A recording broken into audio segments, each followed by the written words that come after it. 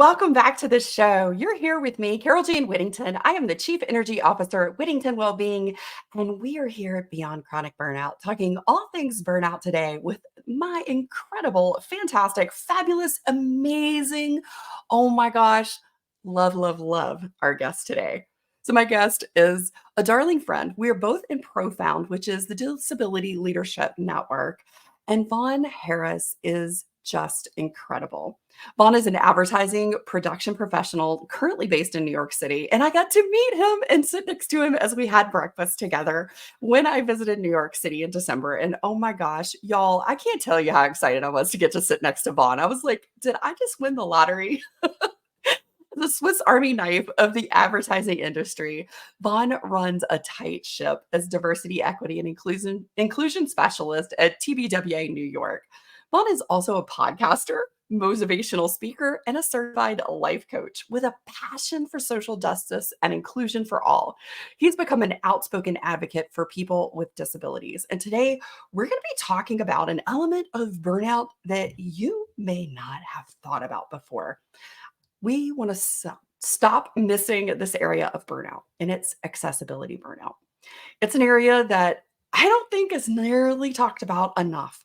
It is something that no matter my client's ability or disability, this is something we talk about is the accessibility within your life because it costs us energy. It costs us physical, mental, emotional, and spiritual heart energy when those accessibility things that we need to be able to operate at our optimum every day are constantly being barricaded, aren't available, are difficult to navigate, or take us 3 times as long to do.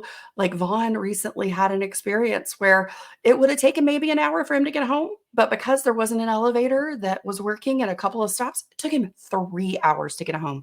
And it was like 2 o'clock in the morning. Guys, this is the kind of stuff and more we're going to be diving into because accessibility is something we all have an accessibility that we need within our life. But there are a lot of us that have different or have accessibility things. Like for me, I have auditory processing delay. So captions are really important for me. And I can't tell you how many times, especially late in the day when I really have a much harder time processing auditory information, that those simple things like closed captions on a meeting aren't available. And it costs me so much more energy to try and follow along with the conversation. So I'm really excited to bring on my guest. Help me welcome my fabulous friend, Vaughn Harris. Vaughn, welcome to the show. Thank you, Carol Jean. I'm honored to be here. I love the intro music, by the way. It made me feel happy. It was like Sesame Street. I love it. The first time I heard that when I was going through like, okay, we had like the production thing, like choose songs and that kind of stuff. And I was like, I want something that's fun, that's energizing, that's light, that's playful. I want it to sound like me. That's it. Yep, you did it. You found the perfect song. I love it. And that's actually part of kinetic rest. And I teach that as part of the unveiling method. And one of the ways that we can tap into kinetic rest is through music and dance. Mhm. Right. And when we hear something like that, it changes your mood, right? It It's did. like, oh, that's fun. And you kind of do a little dance to it. It Yep, makes you smile. And that changes your energy. absolutely. And it definitely did for me. Thank you so much. Oh, I love that. Vaughn, like what's your favorite song right now? Like what's on repeat? What are you listening to right now? What is on repeat? I have several playlists that I play throughout the day and several times during the week. Right now, I've been listening to a lot of old school jazz music. It's been something I've been pulled into. Like I'm a big fan of like John Coltrane, and so I've been listening to a lot of his music. Miles Davis, Rebirth of Cool, and that kind of old school style. My father was a big fan of it, and we used to listen to it around the house a lot. And so this last few weeks, I've been pulled into listening to older music a lot. I love that. It's interesting. My dad's musical taste really influenced mine too. Mhm. It's like I Absolutely. love jazz. I love like the old like, classic original Hmm. jazz. But then I really got into and really love like it's from the 80s roughly, late 70s, 80s, George Benson. Yes. Give me the Oh, night and all oh, those things. Give Me the Night. Oh my Yeah, gosh, yes, that's one of my favorite. yeah. I mean, and then you know, when you get into like, more of like a little bit of scat and it's got a Mhm. little, and then Yeah, boop, boop, boop. Oh, I love it. I love it. It's yeah, such fun music, right? And absolutely. there's like, so there's this like also this element of for a lot of folks, and there's even been research into how certain types of music impact how we manage and navigate pain in our body. And it Mhm. was really interesting. It's like when it's more emotive music or like really sort of sometimes even what people might say is sad, but it's like when the lyrics are resonating maybe with your feeling Right. and you don't, it's giving it words. Mm. Have you experienced that too by chance? Oh, definitely I have, and I just had a minor surgery recently, and I've used music to kind of help me manage pain and relaxation, and that's kind of where the jazz kind of came into play because I needed something that would one relax me, and I felt like it was stimulating growth, healing, in that physical way within my body and within my mind. So I felt good about it, and it was also nostalgic. It brought me back to being a kid and having my dad around. He's been deceased for many years. So I think that I was looking for that also in the space of healing. So music definitely resonates with me in that way. And there's nothing like a good old sad love song. We just recently celebrated Valentine's Day. And so there's nothing wrong with a good old sad love song. There isn't. And you know what's really interesting? So here's one of these great little science bits, guys, because I like these like little useless trivial minutes of things. So love actually has a frequency that we can Mm, look at and track. Like from a scientific side, it can be looked at, and it's 528 hertz. Now, this is what's really interesting. That exact hertz of 528 is called the miracle frequency because this is the one frequency that will transform and change DNA. wow. I didn't know that. Wow. And it's the same frequency as love. Hmm. I guess if it brings you happiness and joy, then it has to be good for you. I cannot like cheer that comment more. It has to be good for you. I know it. So, Vaughn, I know that you've been kind of going through your own experience currently of Mhm. burnout. Can you share with us what have you been experiencing? Like, how has this felt for you? And maybe even how has this, now that you're sort of experiencing it right now, that you look back and go, I've actually experienced this other times in my life, and this is sort of where I'm seeing some similarities. Like, what is it feeling like for you right now to be in burnout?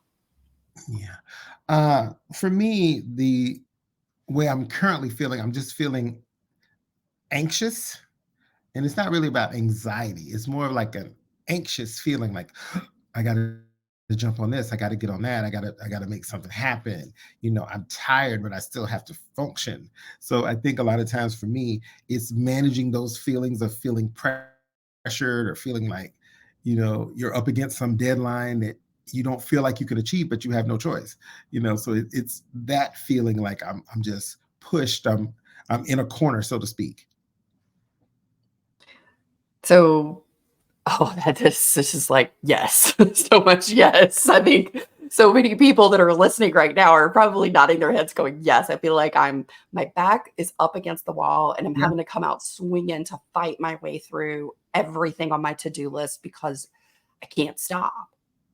Right. And I hear this so often. It's like one of the biggest things that I hear, especially when people are coming to me and saying, I am burned out. I don't know. I've tried everything that I know, stuff that's helped in the past. It's like might be helping, but it's not really sustainable. I just can't seem to keep doing what I'm doing. Right. And I'm not getting where I need to go. And I might be able to bring in some energy for a little bit, but it's not lasting. And it's like once it's gone, it's like there's less on the other side of it. And one of the biggest things that I hear is, I can't afford to quit my job. I can't afford to take time off. I've used up all my sick days. I've used, paid paid time off, vacation days. It's like I need it today and I'd have to put in an application and I might be approved for it for next month. Right. But that's not now. I need it now kind of thing. And so, I hear this a lot. Right. I'm sure you And do. one of the biggest things that I tell people is like, look, let's think about this for a second.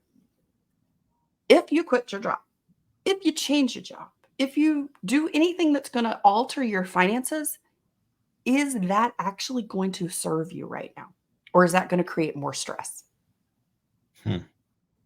Oh yeah, and I think about that too, and I've thought about it, it's like, oh, this would just be a great day just to quit, just to quit everything. But what that has a cost to it. Quitting has a cost, and that would definitely bring on more stress. So there has to be a better way of managing your output and your stress level, and it's just you can't quit, and that's the other thing. I'm not a quitter. I've never been one, and it's just one of those things you kind of have to work through. But I think that's why it was important for me, after having a conversation with you at that meeting where we met with Profound, that talked about finding the tools that helped you to manage your burnout, as opposed to just succumbing to it and feeling like, oh, there's no way for me to get out of this. There's no way for me to win. Yes, there is a way.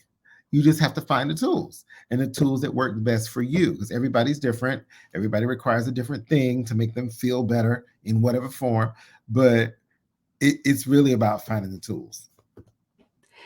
It is. And it was what can be really frustrating. And I talk about this a lot is like we can intellectually, from the concept position, understand what it takes to get out of burnout. And we hear this big term thrown around a lot. You got to self care more. You got to get more sleep. You got to unplug from the things that aren't really serving you. Well, that is all great, but it's kind of lip service. It is. It I mean, is. it's not really telling me what to do or what I need to do. And it is so frustrating because, I mean, that's where I was, 8 years ago when I was like, decided I was like as burned out as I could possibly be. I was a level 5 ghost pepper. I was a degree of 10 out of 10 in the heat factor. I was there. And it Mhm. was like, there was this one place that was just that dark night of the soul. And you and I kind of talked about this Mhm. where, I got out of the bed. I basically slid out of the bed because I couldn't stand up. My mom had been there and kind of helped put the kids to bed. And I laid down face first on that hardwood floor. And I cried. I just let it all out. And it was like I got to that place where like no sound was coming out and my body was just kind of shaking. And I was just resigned to the fact that my body was not doing what I wanted it to do. It was actually telling me I had run it into the dirt, but I was mad at it. I was really mad at my body for failing me, for quitting on me. 'Cause I'm like, Right. "I'm not a quitter. Why are you quitting? We Mhm. don't quit around here." And it was like I was either gonna make it through that night or I wasn't. Mm. And I laid there and I finally just got really quiet and really still. I had let it all out because 'cause I'd been holding it in, and I was like, "I'm failing. I am failing as a person. I'm failing as a mom. I'm failing as a wife, failing as a daughter. I am a burden on everybody right now. Mhm. And that is not what I want. That is not the life that I know I'm meant to live." And in that moment, it was like, I'm either going to wake up in the morning and I'm going to figure this out or I won't. It was that kind of night. And it was in that there was just this little crack in the door and there was a little bit of light and it was hope. And it Right. was this is I love this word. I heard somebody say it one time. This is figure outable. Yes. And I'm like, I'm gonna figure this out. I'm not gonna quit. I want to be here for my kids. I want to be here for me. And it was like in that moment, I don't know how I'm gonna do it, but I'm gonna figure it out. Well, and Right. has that been, like, in retrospect, if you look back over your life and where you maybe identify that you've experienced burnout, is that something that's happened for you? Absolutely. And I can pick there are like 3 or 4 big moments where I've had that similar kind of experience. And where you just kind of had to get to that point where you just can't take it anymore and you push back. And I think it's the pushback that makes people grow from the experience. It's that moment where you have that watershed moment where you kind of, your eyes are opened and you see the hope, you see the possibility, and that propels you to a different space. Totally. And I love what you said about that watershed moment. Hmm. I mean, and I think, this is something I really struggled with around crying. Mm. And it was, I can't cry because that tells other people that I can't handle it, that I'm weak. Right. It says to me that I'm weak, and I can't be weak because if I'm weak, that makes me vulnerable. And if I'm vulnerable, that's not safe. Right. Right. Hmm. That totally resonates. And being a man in society where we're taught we can't cry, we can't show any emotion, you can't let them see you sweat. All those old mantras. But you know what? You have to let that stuff go, because I think that sometimes shedding a good tear just kind of clears out space, clears out your mind. You've released. It's like when you go see a movie and it makes you cry. There's something that you feel from that actually makes you feel better. There is not. It's not a bad thing to let go, because you're actually just letting go of whatever emotion that triggered this feeling. And I think that it's important to do that. And I think more and more people, one, we need to talk about our emotions as men, and two, we need to share them with people that we care about, and also allow us the grace within ourselves and say it's okay. It's okay, no matter what you've been taught as you grew up. Our parents didn't have a guidebook on how it is to be a parent. But I think they did their best, like current parents are doing their best. But I think that it's a situation where you have to learn to change those behaviors that you didn't think were possible. And vulnerability is also a good thing. You know what I mean? Because it shows you that there's an opportunity for growth, and there's an opportunity for potential and development in a different way. Sure, you strip down your armor, but guess what? What's underneath there? There's something underneath there that could take you in a whole other place. Oh, it is. And you know what? We talked about tools, right? So here's a tool. Mhm. When you allow yourself, now you heard the word I used, allow. When you allow yourself to cry, to release, that is exactly what it is. It is a release. Because when you hold all of that in and you're trying to control it, it is telling your body and your mind a couple of things. It's telling your nervous system, this isn't safe and I have to hold this in. Yes. And it's telling your mind, I can't trust myself to let go because there might be something that might happen if I do. Mm-hmm. And that is a lot of times a very false belief. You know, even if you just start crying in the shower because then, it's all watershed together. Right. It's all water. But it is a nervous system regulation tool. Our body is the most incredibly attuned feedback system, and when we feel that urge or that need to cry and we're suppressing it, we're stopping a natural occurrence. It is a stress relief valve. It is like when the tea kettle whistles, Yes. and it only has the belief and the story around it that you give it. Yes. Yes. So if you chose the story that it means you're weak and you're unsafe and it's just you can't do it, you gotta suck it up, buttercup. That was me. I can own that. Then you chose that. You agreed to it. Right. But you can also disagree with it and choose something different. Like, this is my body saying, we just need to release some stress, and this is totally cool. This actually makes me stronger. And it's going to release some really good feel good endorphins when I get done. And then my body's going to relax. And I'm going to be able to think and resolve whatever I'm experiencing in a much clearer way. Oh, absolutely. I 1000% agree. Well, Vaughn, I know that we decided we were going to have this conversation today around accessibility and Mhm. how accessibility factors can lead to burnout. Or if you're in burnout and you're constantly fighting for some accessibility needs, it feels like you're in this daily battle to say, can I please just be able to enter the dang building? I'd Yeah, like to come in. I'd like to right. spend some money here. And by the way, for all of you guys out there, if you are also in the disability group, we have some massive buying power, fellas, ladies, individuals, humans. We have some serious buying power. And accessibility to businesses and services and public spaces impacts where we spend our money.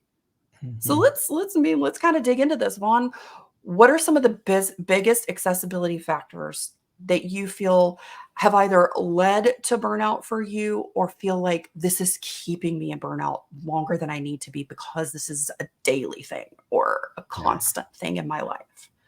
I think for me, I think it's like a culmination of things because, and it's almost like I liken it to microaggressions and in those things that slowly tick away at you. There's little pinpricks that kind of dem- they demean you, they make you feel less than, they hurt you in some physical way, in mental way, even if you don't acknowledge it at the time. Over time these things build up. So for me, accessibility, it's a symbol of saying to me, I'm not welcome in this location because they don't have a ramp, there is no elevator, I can't get in this space. So that means you don't want me to be there. And that might not be the case, but that's what it looks like to me. And as Carol Jean just said, there's a whole lot of us out here in the disability community. There are over 1 billion disabled people, or people that identify as people with a disability, in the world.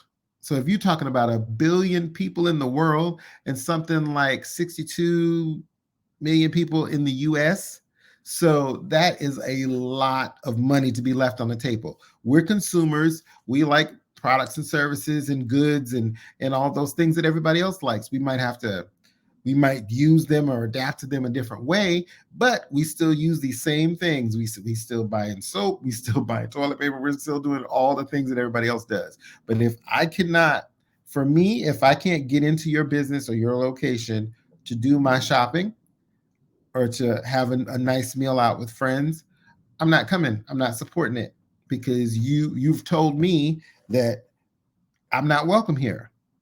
And it's just a matter of getting some accessibility and understanding the need for it, and wanting to welcome everybody to your establishments in whatever form. Yes. And I mean, we can talk about physical locations. We can also talk about online locations. Online too. And these companies Yeah. that have not adapted their websites and made them accessible for people with any kind of vision or hearing or any neurodivergent situation, that makes their sites unaccessible, because that's important too. And if I work for a company, and it's been my mission in the last 3 years to make sure that there's closed captioning in all of our meetings, so that if there's someone with some kind of hearing or any visual thing or neurodivergent situation, that they would need the captioning. It would only make it a better experience, and every meeting should be accessible. Oh my gosh. Yes. And I Yeah. even Every I even meeting. go in and, say, "Hey, this is how this is a checklist. Let's go through this and Yeah. let's evaluate what accessibility things do you have for your team members, as team leaders, project managers, as directors, how can you make sure that everyone on your team has a place that they can communicate with ease?" Because if we think about our Right. communication, and you being in marketing and printing, advertising, this is just, I love having this conversation with you right now.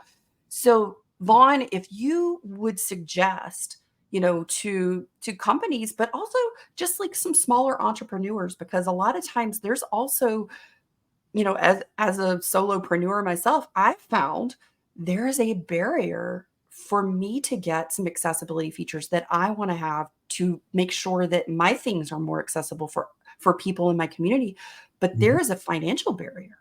What are some things that you talk about, or what do you say, like in marketing and things like that? Here's some ways to create accessibility that you may not be thinking of. Right. Well, I think what could also help too is it's also about gaining some knowledge and doing some research and into finding those, finding out what you don't know. Because a lot of times we don't know what we don't know. And if you may only be in your space, like for me, I have a mobility disability. That doesn't mean I know about every other disability that's out here. I know what my personal experience has been about. And but I also feel that it's important for me to learn about others to make sure, because if I talk about it being accessible to me, it also has to be accessible to everybody else. And that means if you have your business, do some research to find out what will make your website more user friendly for everyone. And if are there barriers around it? Are there grants that can help you support your business if you need more financial support in buying these tools, because there are grants out here for business owners and also for people with disabilities I've been researching lately that can help you to finance that. And if you're getting your business loans, when you're writing your business plan, add some more money to that to talk about accessibility, to add more financing around accessibility in every way that your business will operate, whether it be for one of your employees or whether it be for one of your customers. Because I think that if you don't have a wonderful customer experience, or if you're not a good employer and your employees don't feel like they're welcomed and it's an accessible place for them to work, then your business is going to fail. And you just said something really important, Vaughn. And, that's why I love talking to you. You always just drop these beautiful, like little knowledge golden nuggets. And Thank you, you Carol. said when people don't feel welcome. Yeah.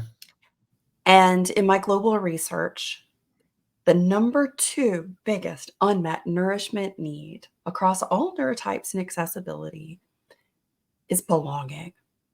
Yes.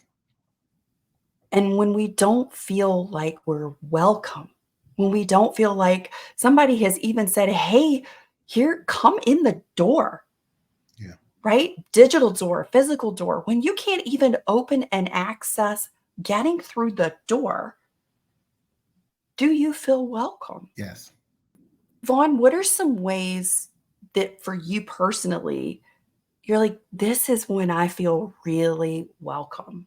This has been an experience where like I showed up and I felt like this was so welcoming. Like it was essentially people just the energy that you felt was like, Vaughn Harris is in the room. All right. Mhm. Yeah. Actually, I have to say that I feel like it's been our experience with Profound. I've met so many wonderful people, professionals like yourself, and so many others that are part of the group now that have taught me so much, and I've learned so much from all of you and all of the things, because it's a group that has come out of someone's desire to bring us all together as a community and as a network of other professionals doing what we can do to help other people, because it's not just about us and our own concerns, it's also about reaching back and helping others along the way, and also educating the general public on the fact that yes, there are a lot of people out here with disabilities of all sorts, but we're all individuals that bring a lot to the table, both professional and personally.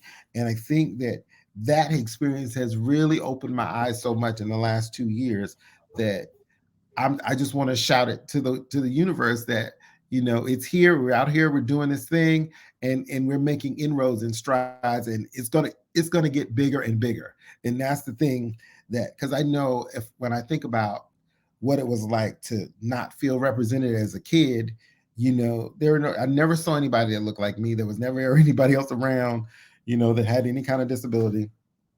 So I always felt isolated and alone in that part of myself.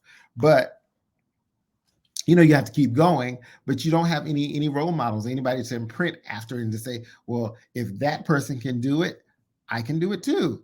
And so what I do in a lot of my motivational speaking is I reach out to kids groups and even some adults to tell them, this is a big world out here, and just because I have a disability doesn't mean that I can't achieve the things that I want to achieve in life and in my career, because all things are possible. And I was talking to someone else recently about it, and he said, well, is it good to tell people all things are possible? Because sometimes you fail, and so you things don't work out for you. I said, but if you don't walk into the world thinking that things are possible for you, you're already failed. You have already failed. There is no way you're going to achieve anything if you actually feel that certain things just are not possible for you. Certain things are not accessible for you. Certain things are not capable of you being a part of it, because that's not a winning solution.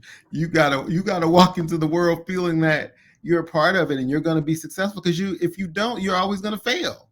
And so that resonates with me, and I feel like the group, Profound as a group and as a network has been, it's been inspirational to me. It's been encouraging to me. It's been a force of an army of people behind me and in front of me and pulling me along, pushing me along, doing all these things.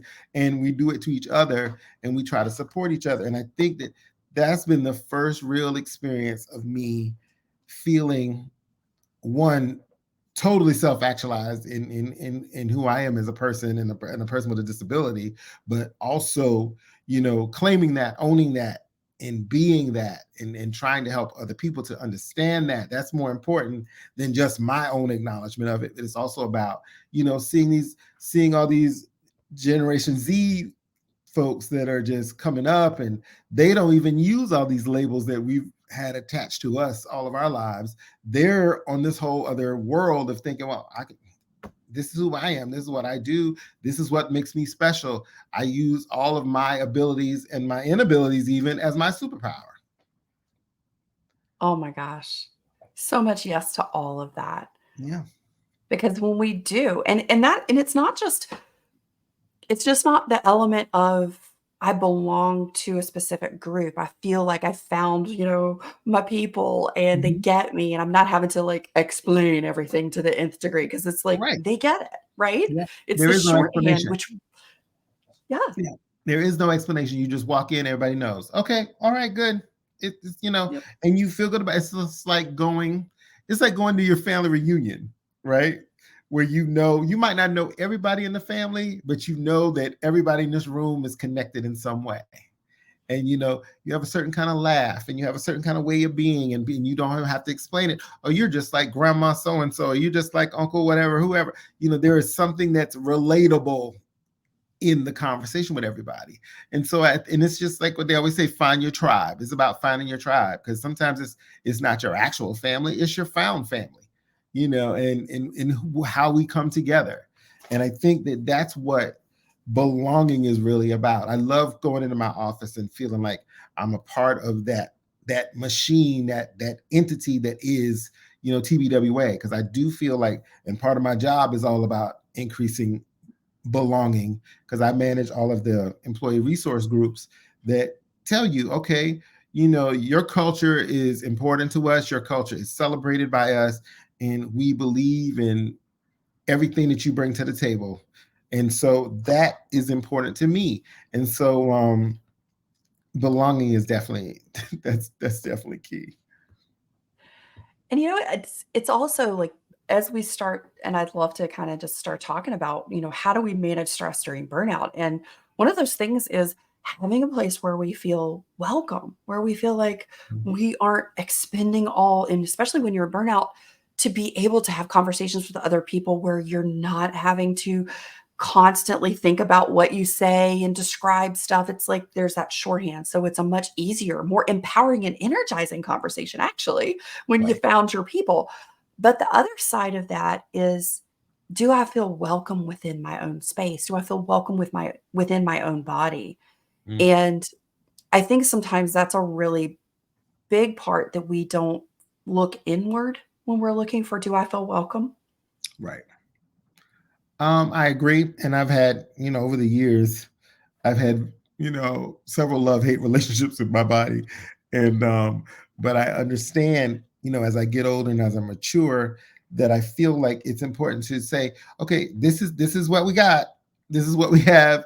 This is the body that you have. This is the mind that you have. These are the things that make you great. These are some of your pitfalls. But once again, This is what you have. Now you have to make it the best space that you can be. I try to be as healthy as I can be. I'm trying to eat better. I'm trying to get more sleep. I'm trying to find, creative ways to relax and to you meditate and to sleep better. Because for me, how burnout manifested for me was it would cause insomnia. And my brain was always going because I was always trying to be two steps ahead and planning the next day, or what do I have to do next week, or oh, I got a trip coming up next month. I was always ahead of the game. And I guess part of that's being in advertising, where we're always working so far ahead for our clients, so for whatever campaigns that they're going to be launching. So we already think in that way. So I think that just trying to slow it down and find moments of relaxation and listen to your body cues. There's a reason why you have headaches. There's a reason why your stomach hurts. It's not always about popping a pill or some quick fix. There's an actual mind body connection that's causing some of these things to happen. And I think that just in listening to your body's needs. And, when we talk about burnout, one of the areas that is most dramatically impacted that can enhance and sort of perpetuate burnout to a greater degree is our sleep quality. And Yes. I think you just really touched on the element that comes into play for a lot of us, and it's that thought loop, that overthinking as we're trying to go to sleep. Our brain, in like this survival heightened awareness safety mode, goes, okay, if you're already struggling with burnout, most likely your cognitive load has been impacted. The amount of things that you can handle at one time in your brain, your executive functioning, step A through D to get to the outcome that you need, those can be harder to navigate. And all of those things play into the fear that shows up at night when we're going to bed, because I got to get up in the morning and I don't want to be behind the eight Mhm. ball, as they say. I want to make Yes. sure that I'm thinking of all the stuff that could possibly happen or what I'm responsible for. And I don't want to drop the ball because I don't want it to be more uncomfortable if I forget it than if I just sit here and think about it. And then your brain kicks into this spiral of all the stuff. And then your body's moving way up here. And it's like, oh, your shoulders are up by your eyeballs. And all of a sudden, you can't go to sleep because in that state, your nervous system is in fight mode. It is in flight mode. It is in this activated state because we're trying to make sure that we're navigating the things that we're experiencing, or the fears of what we have coming. And what you talked about is so key in managing stress during burnout in particular, is being present and recognizing that the fear and that future pacing, we all tend to get into that habit. Like you talk about, like in marketing, we're constantly planning, a quarter, 2 quarters ahead. We're creating stuff out here, but you're not creating it out there. You're actually creating it in the present. Yeah. Yeah. And we live in the past. Our minds are living in the past. Our minds are living in the future. And very rarely are we living in the actual present moment. And the present moment is where we have the most agency, the most power, the most energy. We talked about this in our 9-day energy up level. Where are you? Are you sending your energy today into the past, thinking about all the stuff that's happened, or into the future, worrying about the things that might possibly happen? And you are not even using the energy you have in the moment, where you have the most agency and power to create what's going to happen in the future. That's true. That's all true. Wow. It's mind blowing. Vaughn, what would you say has been maybe the hardest or the biggest challenge outside of sleep? Because I know that that's a big one. But is there another layer that managing stress during burnout that's coming up for you right now? For me, it's about facing it and understanding that it is burnout, and, upon meeting you, I didn't really understand the name for it, trying to understand why I was feeling anxiousness of it or the stress level of it was so high when it's something that, I've experienced, I've worked this way all the time. So it's like, well, why is this time different from any other period of time? And are there other factors that contribute to it, in the mind body experience? Like what is that? So knowing what the issues are was the bigger thing for me. And now finding out what triggers those things, what brings upon these feelings. And so that's been the biggest hurdle for me. And I think that, you know, from researching and finding the tools and meeting people like you and talking it out has helped me to manage it in that way. And where I felt like it was just, oh, this is just you, this is just in your head, you just feeling this way, there's nowhere for you to turn with it, but there actually is. There actually is. And if you are nodding and you're going, oh my gosh, yes, Vaughn, I know what you're talking about, and you're looking for those tools, you're looking for those resources, please reach out to me. I have a whole host of them. I have something called the unveiling method that takes you through this entire process. And we have all kinds of assessments that help you uncover and unveil the areas that might be creating the biggest energy drains, that might be consistently showing up for you, that you feel it, but you haven't had the words to put to it yet. Right. We've got some amazing tools that can help that. But, like I say in my book, Unleashing Sustainable Energy, you can have all the assessments in the world, but if you don't know how to apply them and you don't have the framework, they really don't serve you. So in the unveiling method, we have not only the tools and the assessments that start to look into all of these areas of burnout for you, including your sensory system. We look at and have the framework that will take you to the restoration, because I want everyone to be an energy master. Now, we have mastered the heck out of where our energy flows out. We have mastered that side of things. And I want to be able to help you master, how do you bring it in and how do you continue to sustain it and actually allow that energy to become this beautiful, like Tesla engine, where it is creating and building and thriving with the energy that you've brought in already. So you're not working so hard to constantly bring it in. Right.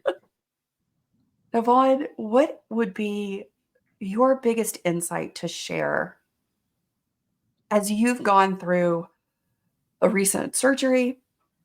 You've got a lot of accessibility things that have come up lately in your world. I mean, and I don't mean lately, I mean, like, they've been there, they're continuing, but like when you're in burnout, they feel so much bigger because Right. you feel like you're operating on this energy deficit, right? This depletion place. And so they feel even bigger. To somebody who might be experiencing something really similar to what you're going through right now, what's the biggest insight that you'd like to share with them? Insight throughout the whole process and this whole experience has been for me to know that you can get help for this too, just like you have if you have any other physical or mental issues or concerns. Your health is the most important thing, and managing burnout is a part of having better health. And so think about it that way, and don't just push it aside and say, oh, this is nothing, it's not important, because it is important. And knowing that it's a part of you living your best life and being the best part of you. Get that help that you need, because it's out here for you. There are lots of people out here doing this work to help all of us, you know not just certain people have access to this, because everybody can access this part. And I think that, and it doesn't have to cost you $1 million. It's just something that you can actually do for yourself. And there's simple things that you can do. But the key is recognizing that there's an issue and knowing that there's services out here to help you. Oh my gosh, yes. And that was one of the things, honestly, when I started this journey 10 years ago now. I couldn't find anything. I didn't Mhm. even realize I was in burnout. I just thought I really stunk at adulting and just had not figured it out. I thought I am failing as a human. Yeah. There is something that is deficient or not good enough about me that everybody else has figured it out and I haven't. I had no idea what I was experiencing was burnout. Yeah. And if I'd have had somebody say to me what you just said, Vaughn, I would have gone, oh my gosh, I never thought to look outside of myself because I Mhm. think so often we think we've got to solve and fix all of our own problems. Well, we can't. We can't. That's why we're not all doctors, lawyers, psychiatrists, you know, coaches like yourself. Everybody's not that person. So sometimes you need somebody outside of yourself. If I could play a great instrument, I would be a musician and I'd be traveling the world and doing that. But that's not what I do. Everybody's not an advertising professional. So you have to find these people that can help you get to where you need to get to. And there are a lot Oh, of you resources do. out You there. really do. There's tons of them. And Mhm. now more than ever, you can actually find them a little more easily. They're more accessible, which And is really thank nice. you for the internet for bringing us all together and making these things happen, because I think it's important. And I'm thankful for your show, because you touch people's lives, and you definitely have an impact, because once again, it's about having the knowledge and knowing what's possible, and you're showing people what is possible. It is possible. It is absolutely possible. I'm in year 4 of living burnout free for the first time since I was 6 years old. That was Yeah. almost 40 years. And I've Congratulations. been through thank you. And, a lot of times we get really scared and we think there's gonna I lived this way for, like, the first 2 years and 3 years, really. It was just in the last year that I began to trust that my burnout restoration was gonna last. There was this little part, and I didn't even realize it. There was this little part in the back of me that said, "Oh, you gotta be careful. You gotta Mhm. really pay attention to everything because the slightest little thing's gonna send you back there, and we don't wanna go there." And so Right. I was still in this heightened sense. I wasn't really fully relaxed. And this year has really the consistency of it and the experience of actually looking back and saying, I've been through some hard stuff in the last 3 years, and I didn't go back into burnout. Mhm. That has allowed me to trust my body for the first time in a long time, to trust my mind and to trust myself, and to trust that I now have the tools and I have the skills and I have the strategies created that will keep me out of that. I mean, last week, I had a pretty scary health event. Tuesday night, I lost consciousness and fell over the side of my bathtub. Oh my God. Wow. And I didn't know why. And here's me, okay? So when it happened, I woke up and all I saw was white. And for a split second, I thought, am I dead? Why am I upside down? Right, right. What's going on? Like, my body, nothing was registering yet, but my mind had started to kick in a little bit, and it was Mhm. in that moment that I then realized that the white that I saw was the skid mat on the bottom of my bathtub, and I Right, thought, "How did I get here?" right. Oh, wow. And I was so disoriented, I couldn't even and I was in the bathroom by myself, and so I got to the bedroom, and I was still so out of it, I couldn't even communicate with Josh fully what was going on, and I was so exhausted. I just went to sleep. So I didn't go to the emergency room till the next day. I know, right? But I Okay. didn't have the cognizance in that, in that night to say or to communicate because I tend to under stress, I have selective Right, mutism, so I really was having a hard time even thinking and articulating. So the next right. morning when my heart rate and my blood pressure were erratic and going all over the place, I realized that whatever had happened had activated my POTS because I have postural orthostatic tachycardia syndrome. And so I'm like, Mhm. okay. So once I kind of put and processed everything, I said, Josh, you got to come home from work and I have to go to the emergency room. Wow. But So it glad was through you that did. process. Thank you. But it was in that I could have been really scared, and I'm not gonna lie, I definitely got scared, and I thought, "Oh my gosh, this is the worst case scenario is that my POTS has activated again, and I'm in this activated flare up, and I'm not gonna be able to manage my energy." Mm. That was my first thought, and then I went, "Wait a minute, hang on. We know how to do this.